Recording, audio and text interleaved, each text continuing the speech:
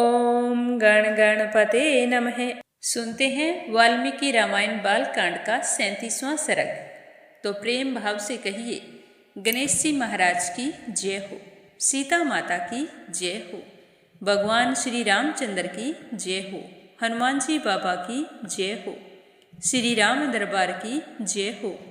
भगवान श्री राम की कृपा पाने के लिए इस कथा को श्रद्धा भाव से सुनते रहिए। साथ ही अनिर्वेदा चैनल को सब्सक्राइब करके इस सर्ग को ज़्यादा से ज़्यादा शेयर करें।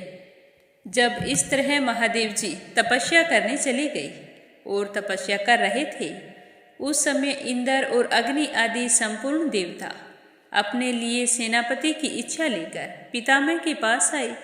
हे दशरथ पुत्र श्री राम, इंद्र और अग्नि सहित समस्त देवताओं ने पितामह ब्रह्मा जी को प्रणाम करके कहा कि हे पितामह, पूर्व काल में जिन भगवान महेश्वर ने हमें बीज रूप से सेनापति प्रदान किया था, वे उमा देवी के साथ उत्तम तप का आश्रय लेकर तपस्या करते हैं।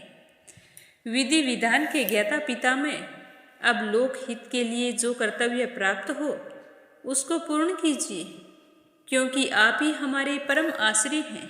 आपके अलावा और ऐसा कोई नहीं है जो हमारा सही मार्गदर्शन कर सके।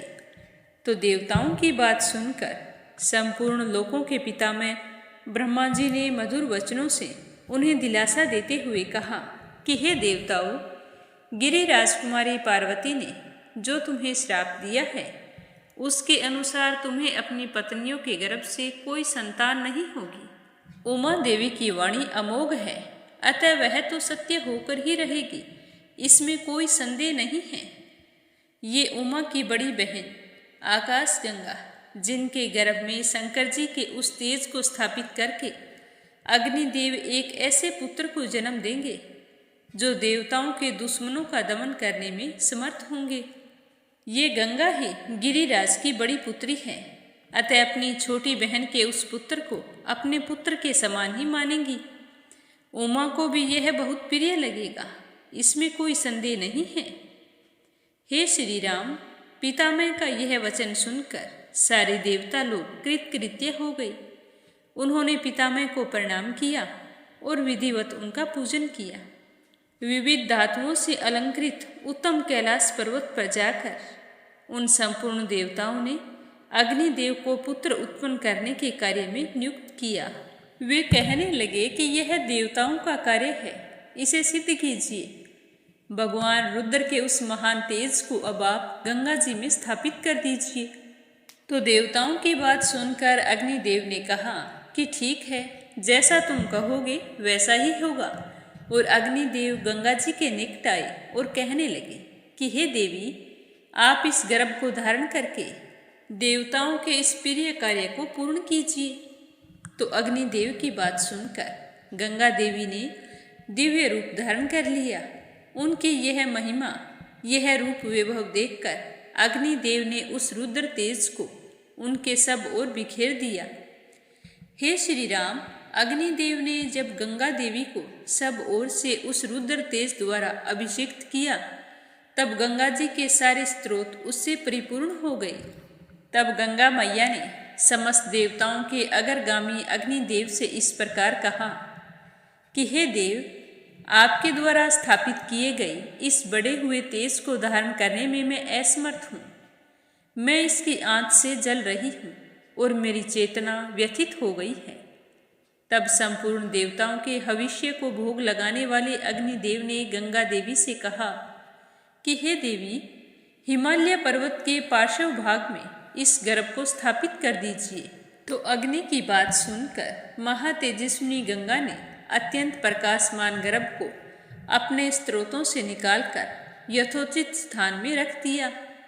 गंगा के गर्भ से जो तेज निकला, वह तपाए हुए जामुनंद नामक सोने के समान कांतिमान दिखाई देने लगा। पृथ्वी पर जहाँ वह तेजस्वी गर्भ स्थापित हुआ, वहाँ की भूमि तथा प्रत्येक वस्तु सोने की हो गई। उसके आसपास का स्थान अनुपम प्रभा से प्रकाशित हो गया। उसके तेज की तीक्ष्णता से ही दूरवर्ती भूभाग की वस्तुएं तांबे और लोहे के रूप में परिणत हो गई।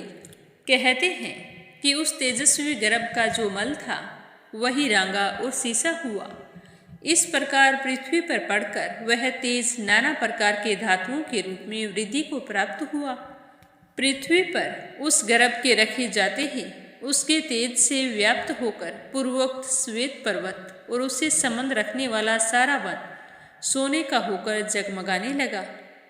हे श्री राम, तभी से अग्नि के समान प्रकाशित होने वाले स्वर्ण का नाम जात रूप हो गया, क्योंकि उस समय सोने का तेजस्वी रूप प्रकट हुआ था। उस गर्भ के संपर्क से वहाँ का तृण, वृक्ष, लता और गुलम सब कुछ सोने का हो गया था। उसके बाद इंद्र और मर्दुगुणों सहित संपूर्ण देवताओं ने वहाँ उत्पन्न हुए कुमार को दूध पिलाने के लिए 6 कृतिकाओं को नियुक्त किया। तो कृतिकाओं ने कहा कि यह हम सबका पुत्र हो, ये हमारी शर्त है। और इस बात का पूरा विश्वास लेकर ही उन्होंने नवजात बालक को अपना दूध प्रदान किया। उस समय सब देवता कहने लगे कि यह बालक कार्तिकेय कहलाएगा, तुम लोगों का त्रिभुवन विख्यात पुत्र होगा, इसमें कोई संदेह नहीं है। देवताओं का यह अनुकूल वचन सुनकर शिव और पार्वती से स्कंदित तथा गंगा द्वारा गर्भस्राव होने पर प्रकट हुए अग्नि के समान उत्तम प्रभा से प्रकाशित होने वाले उस बालक को कृतिकाओं ने स्नान करवाया। हे श्री राम, अग्नितुल्य तेजस्वी महाबाहु कार्तिकेय गर्भस्राव काल में स्कंदित हुए थे, इसीलिए देवताओं ने उन्हें स्कंद कहकर पुकारा। कृतिकाओं के स्तनों में परम उत्तम दूध प्रकट हुआ। उस समय स्कंद ने अपने 6 मुख प्रकट करके उन 6 कृतिकाओं का एक साथ ही स्तनपान किया। एक ही दिन दूध पीकर उस सुकुमार शरीर वाले शक्तिशाली कुमार ने अपने पराक्रम से दैत्यों की सारी सेनाओं पर विजय प्राप्त की। उसके बाद अग्नि आदि सब देवताओं ने मिलकर उस महातेजस्वी स्कंद का देव सेनापति के पद पर अभिषेक किया। हे श्री राम, यह मैंने तुम्हें गंगा जी के चरित्र को विस्तार पूर्वक बताया है, साथ ही कुमार कार्तिकेय के जन्म का प्रसंग भी सुनाया है। जो भी श्रोता इस प्रसंग को सुनता है वह धन्य और पुण्य आत्मा हो जाता है। इस पृथ्वी पर जो मनुष्य कार्तिकेय से भक्ति भाव रखता है वह इस लोक में दीर्घायु तथा पुत्र पुत्रों से संपन्न और मृत्यु के बाद स्कंद के लोक को जाता है। इसीलिए हर मनुष्य को कुमार कार्तिकेय के जन्म के प्रसंग को अवश्य सुनना चाहिए। तो आज का सर्ग समाप्त हुआ। कल फिर मिलेंगे अगले सर्ग के साथ। भगवान श्री राम आपकी सारी मनोकामनाएं पूर्ण करें। प्रेम से बोलो सियावर रामचंद्र भगवान की जय हो।